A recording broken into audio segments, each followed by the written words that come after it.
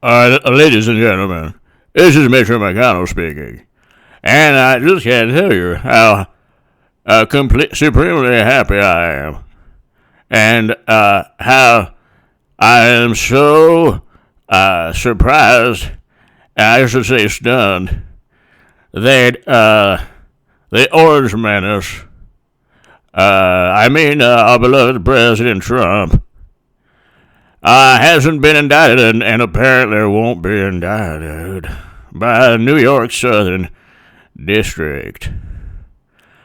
I can't tell you the enthusiasm and the happiness I have. Apparently now they're going after him for paying tuition payments for his CFO's grandchildren. He made under the table payments to Hogwarts School of Wizardry in Manhattan. The blasphemers get away with everything, and Trump enables them. Can you believe that they're going after Trump for tuition payments out of the goodness of his own orange heart?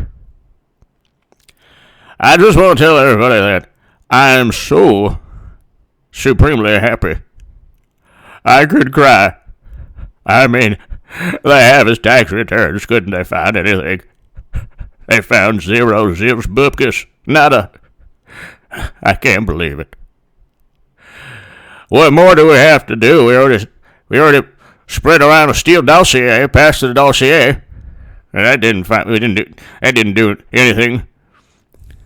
We couldn't find him on Trump Russia. He impeached him twice. Got his tax returns. He paid for Hogwarts. They're not going to get him on that. And he keeps getting away with this. He keeps surviving an unfair and unscrupulous, determined effort by Democrats to tarnish his good name, which has ruined the Republican Party for at least a generation. Which has made him more popular than Ronald Reagan.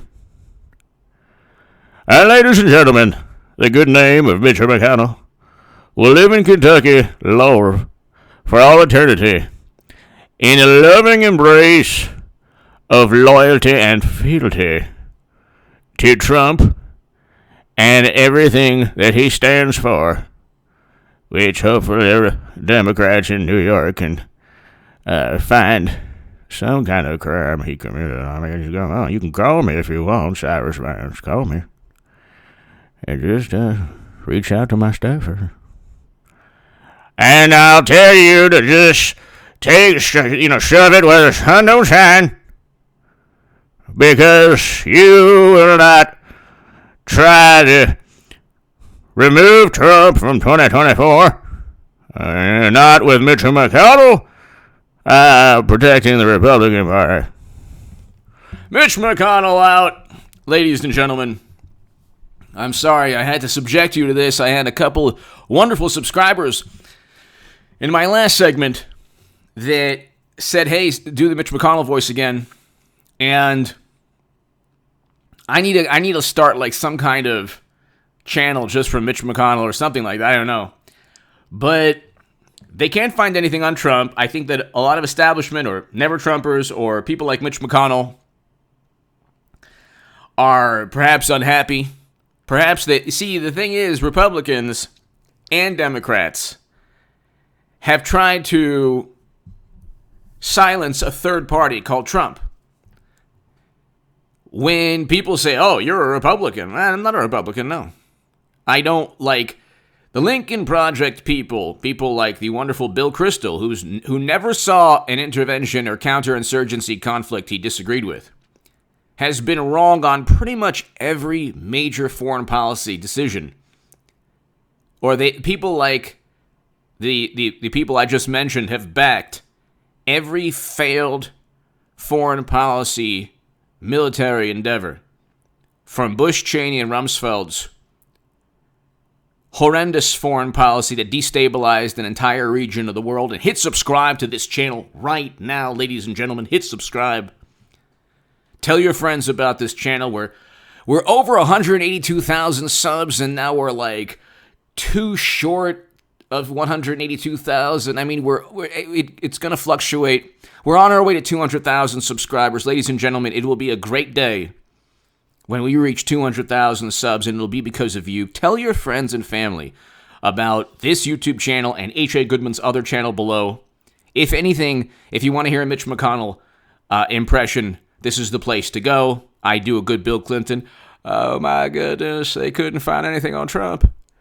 Why not? I mean, what more do we have to do? I already purchased a Steele dossier. I mean, do you want another dossier? What more could we do? It was based on my personal habits. Who knew? So I do impressions. I'll be here all week. Tip your waiters. Try the veal. Ladies and gentlemen, they have nothing on Trump. They said he worked with Russia. They couldn't find anything because they fabricated everything. Our wonderful intelligence community, from the Bay of Pigs to the Gulf of Tonkin, WMD, to now Trump Russia, has failed. Perhaps, one would think such numerous failures are almost intentional. I would never say that, though. But they tried to get him on Trump Russia. They couldn't.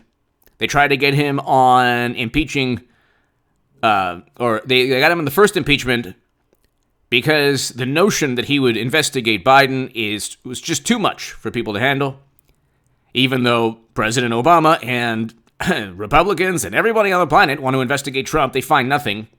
They literally have to find his tax returns to then basically say, oh, we found nothing in those tax returns. They've had his tax returns since February 25th.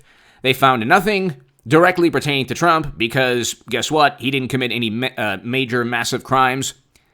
So they're trying to ruin the lives of everyone around Trump. They are tormenting him. They are going after the direct political rivals, which is exactly what they said Trump was doing, which he didn't do. They say he went after Biden, his direct political rival, for merely asking Zelensky to look into a legitimate concern pertaining to the former vice president, and his son's emails confirm that legitimate concern. There should be suspicion and emotion that Democrats don't have or never level against themselves pertaining to possible corruption by the wonderful and morally superior Bidens.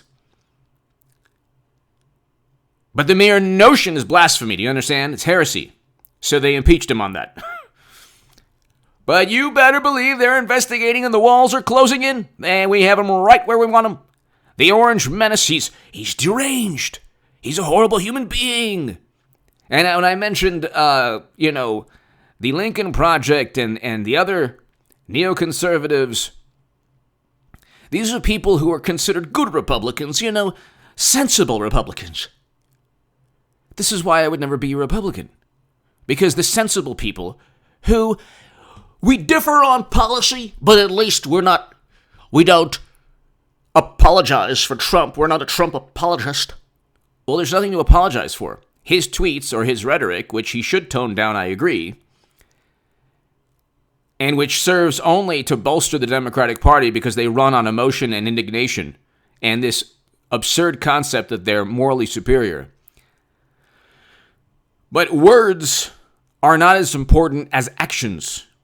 President Trump presided over good things, accomplishments, first president to step foot in North Korea, record low unemployment, allocated more funding to historically black colleges and universities than any president ever, got a greater percentage of the non-white vote, LGBTQ vote, got a greater percentage of voters that Democrats believe. The Democrats feel that certain core constituencies belong to them in a way.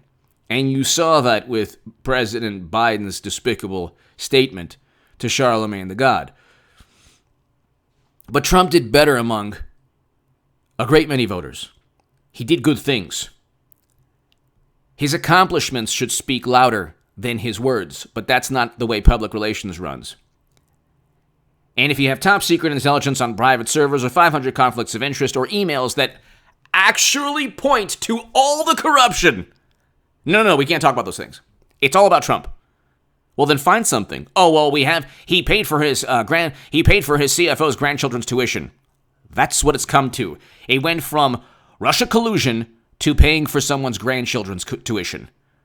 This is how despicable and nefarious and malicious and petulant and vengeful President Trump's direct political rivals are. Give me your thoughts below. Hit subscribe to this channel and H.A. Goodman's other channel.